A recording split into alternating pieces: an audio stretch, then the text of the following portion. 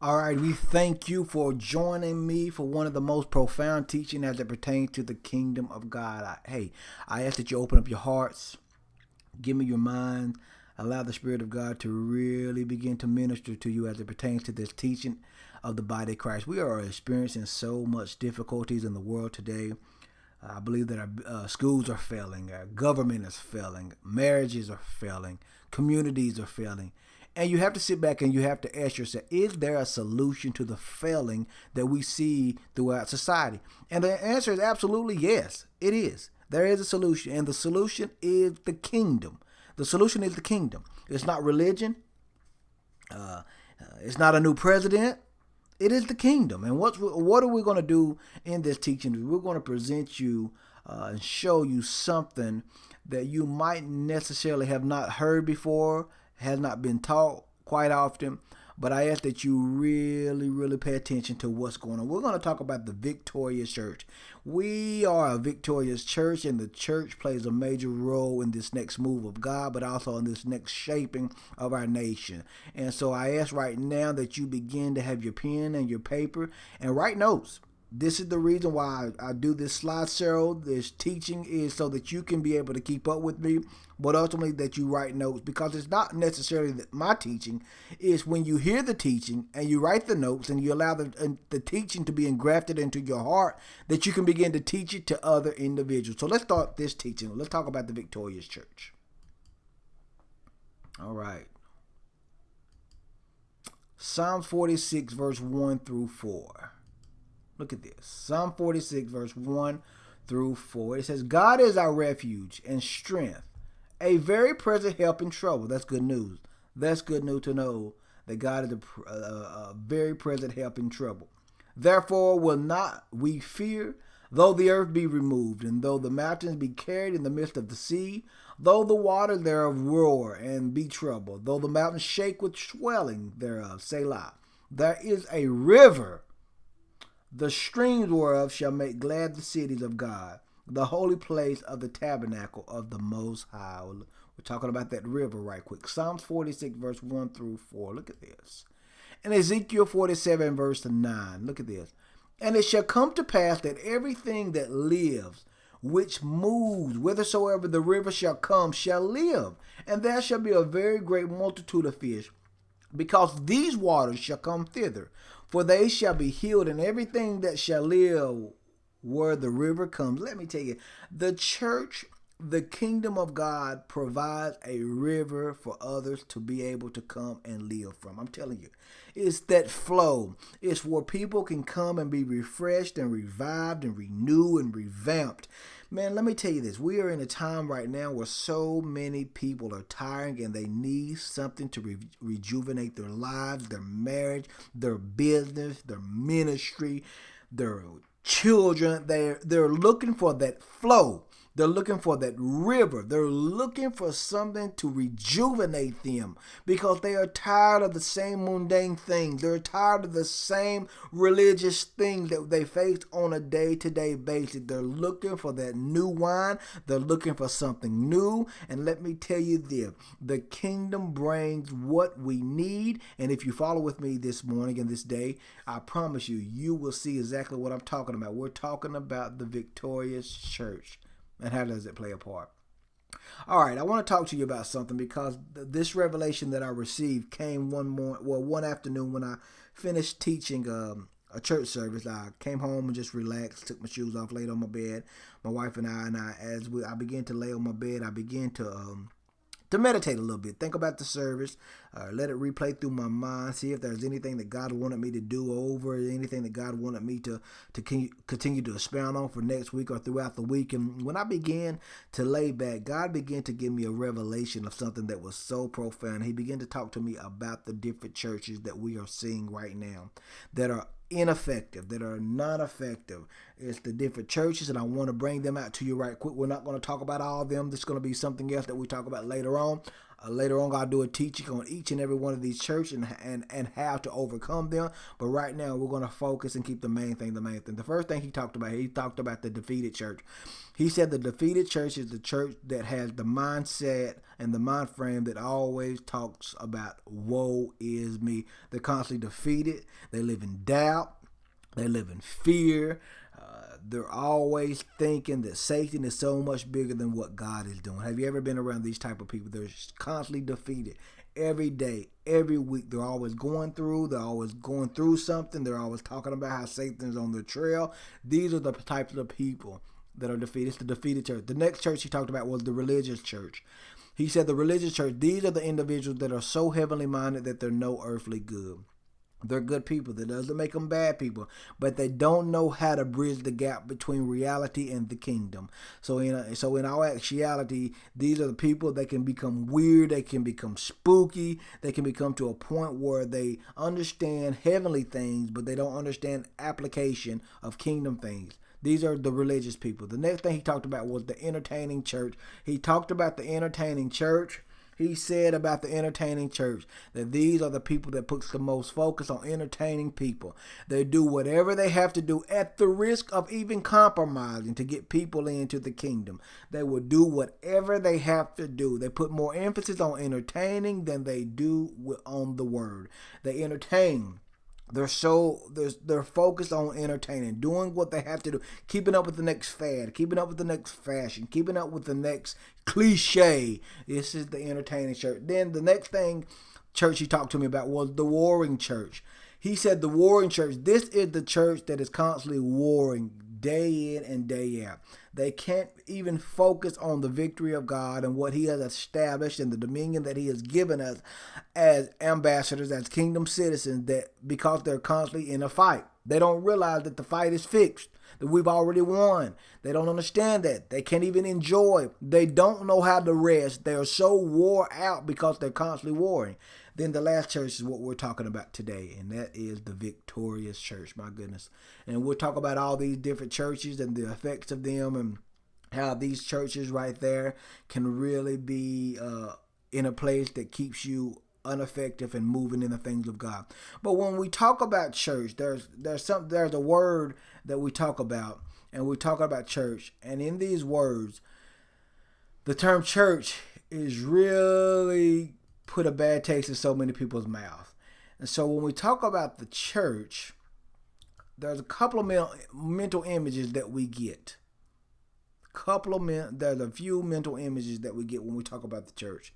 And the first mental image that we get when we talk about church, we think about fellowship. Another thing, we think the church is a building. When we talk about church, another thing that we think about, we talk about the hurts. So many people have been hurt in church. I've always heard growing up that the church should be a hospital.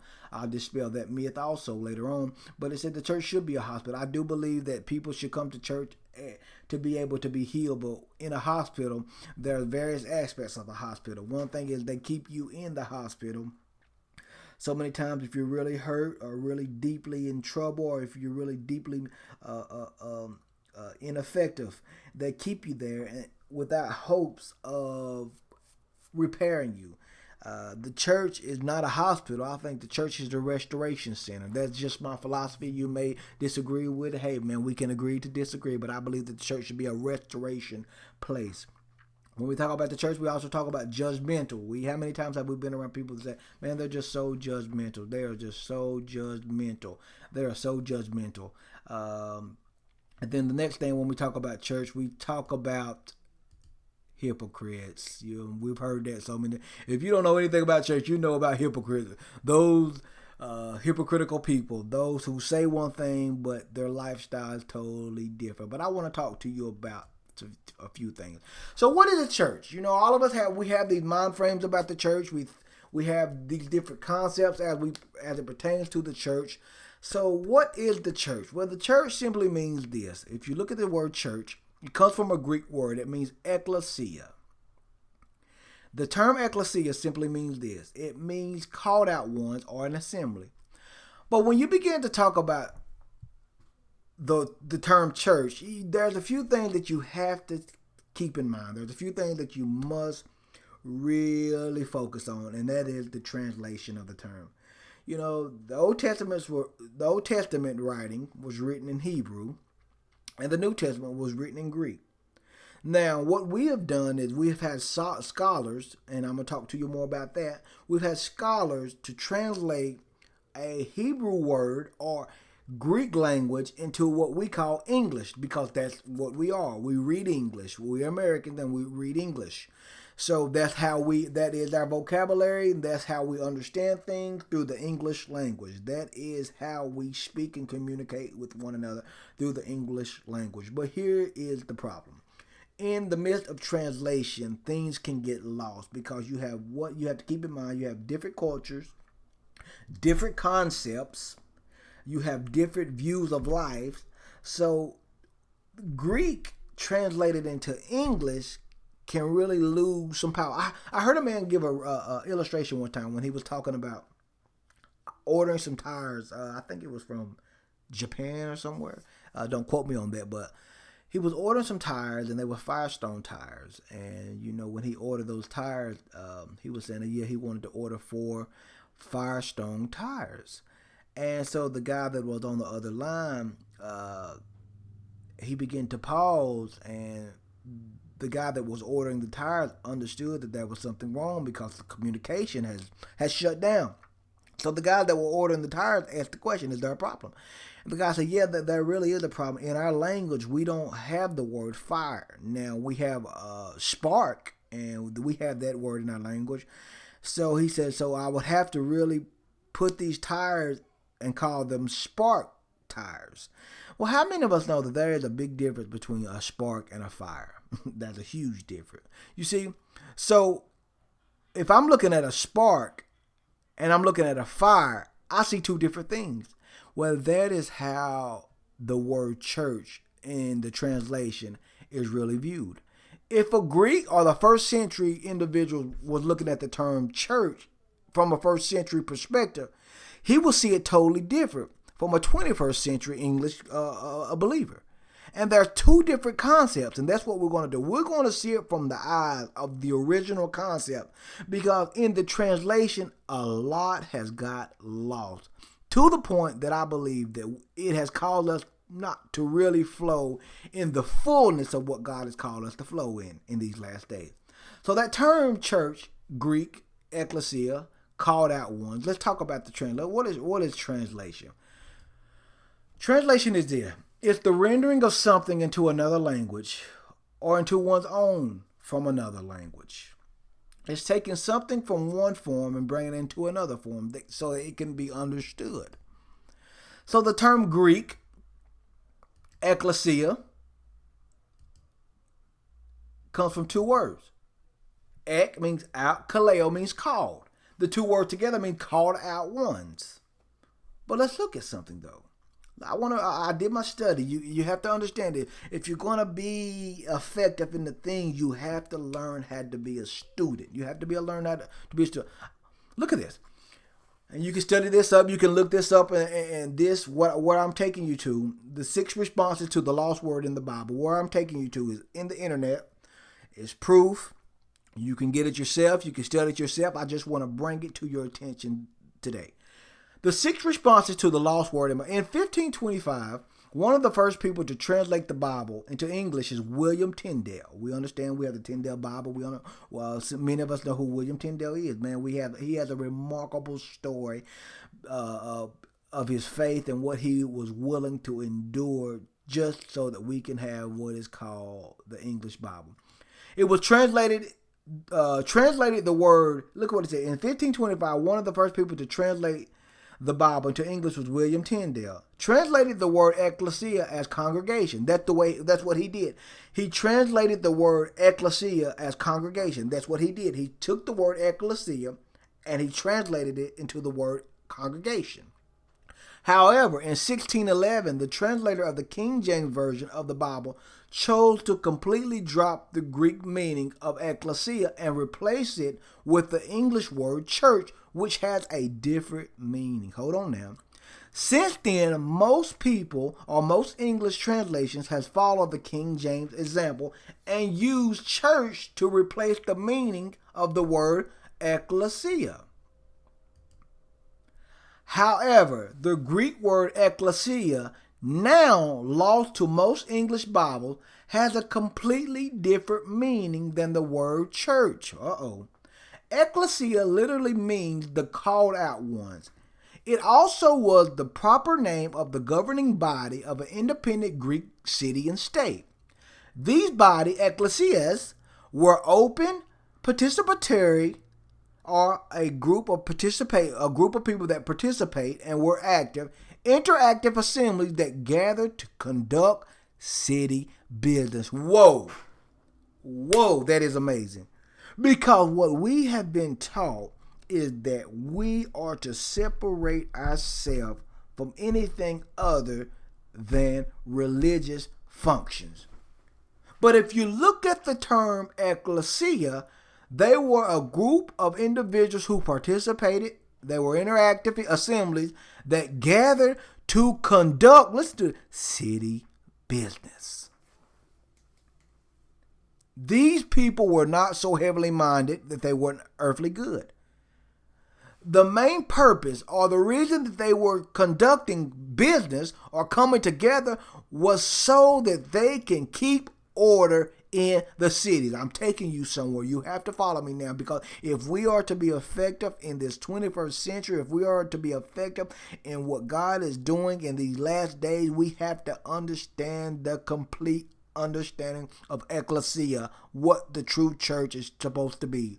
It's not a separated bunch of individuals. It's not a bunch of holistic individuals who feel that they will get dirtied if they connect themselves with things of the world. It is not this people. When you say the word church in the first century, they viewed that term as individuals who was integrating, individuals who were participating, individuals who gathered themselves to do something other than to jump, scream, holler, run, and whatever else we do on Sundays, but they were to handle city business. And don't get me wrong. Now, these things they could necessarily done because they have their place, but that was not the focus of the gathering. It was to bring order. Look at this. Taking both meanings into consideration, the New Testament definition of ecclesia would be an open, participation or participatory, interactive assembly of people called out of self-focus and into the pursuit of God's business. Since there is no single English word that conveys the Greek concept of ecclesia, assembly or gathering or congregation comes closest, but they leave out the participation and the interaction nature of the ecclesia. My goodness. You can check this out. You can read more up on this on the 6 responses of the lost word in the Bible, Ecclesia by Steve Sims. Do your study. Get into it. Look what it says. It says, the English word that conveys the Greek concept of ecclesia, assembly or gathering or congregation, comes close. But look what they leave out. They leave out the participation, getting involved. They leave out the interaction. They leave it out because there is a difference. So let's talk about facts about the church or the ecclesia. Let's talk about some facts. Number 1, it is a chosen group. Listen, Jesus said, "You did not choose me. I chose you." You didn't choose me. I chose you. The second thing, it is a governing body. In other words, the church is supposed to be a governing body. What does government mean? Government was formed to create order. In other words, the church main concept should be to establish order wherever they are, whether it be in the projects, whether it be in jails, whether it be in schools, whether it be in business, whether it be in the arts and entertainment field. our job as the ecclesia, the called out one, is to govern and to bring order. The third thing is to conduct authority. The church, the ecclesia, has authority. And the last thing is to conduct city business. Let me tell you, your city needs you. Your city needs your church. I always say that God never places a church in a city just to occupy space and to breathe air and just to have a Sunday service. I always said that. That is not the main primary purpose that God has allowed you to be in that city. That is not your purpose to be in that city. It's just to have a good service, and that's it. That's it. But however, religion has messed us up so much, because in religion, we focus on the building, but God is focusing on the people. Don't get me wrong, there's nothing wrong with having nice buildings and building. But while we're focusing on building buildings, God is focusing on building people. In religion, we are focusing on separation, but God is focusing on integration. The kingdom is all about integrating. How else can you change? If we are ever going to be able to change society, we have to integrate. If we're ever going to change anything in society, we can't separate it. We have to integrate. How many of us know that if you're ever going to address any problem, if you run from it, it'll never change. But if you approach it, it has to change. In religion, we are focusing on the rapture, while God is focusing on occupying. In religion, we are focusing on no involvement, but the kingdom is focusing on taking over. Let's go to John 15. Look at John 15, verse 15 through 16.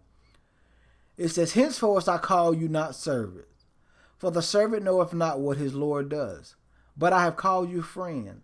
For all things that I have heard of my Father I have made known unto you.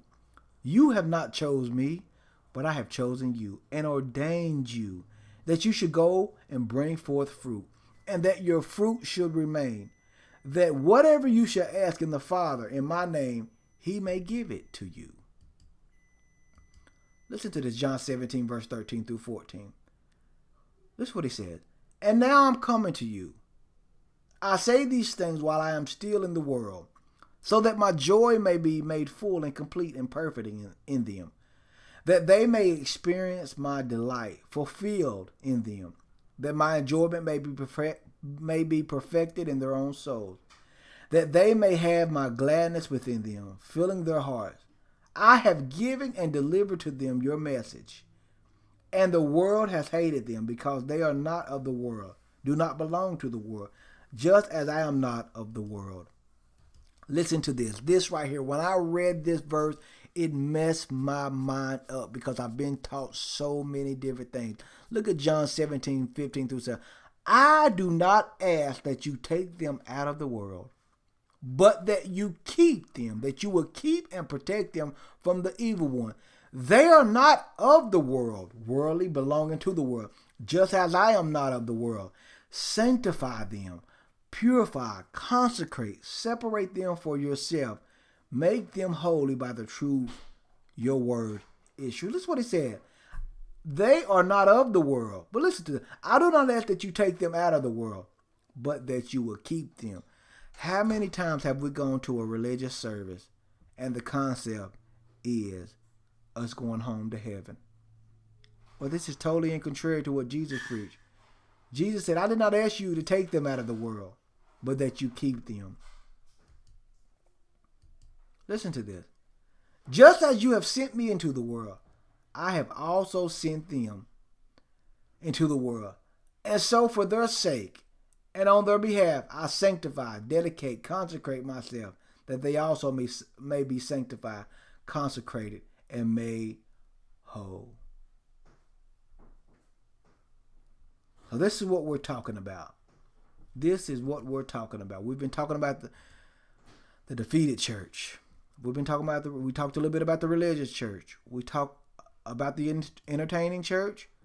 We talked about the warring church. And notice what I said. I said I'm gonna do a teaching strictly on each and one of those churches. But what we've been talking about is the war of victorious church. So I have to give you some things to take with you. Some things that you must have. I got to give you some keys. I must give you some. The Bible said that Jesus said, I've given you the keys to the kingdom. So what is something? Number one, if you don't get anything, understand this. That the church is a governing body, not a religious building. The church is a governing body, not a religious building. Number two, you've been chosen and appointed by God to do business. You have been chosen and appointed by God to do business. Number three, you've been called to impact the world, not depart it. We're talking about the Victorious Church. Hey, I hope that you enjoyed this teaching. Tune in for more teaching. Follow me on Facebook, Gerard Dunn. You can follow me on Snapchat, Gerard Dunn, Twitter. You can also go to YouTube and like my page. I will be also uploading more of these videos in weeks to come. Follow me. Stay tuned. Feel free to comment. I would love to hear what you have to say. Remember this. Understand this. If you don't get anything, you are the answer to the earth's problem. Somebody is praying for your purpose.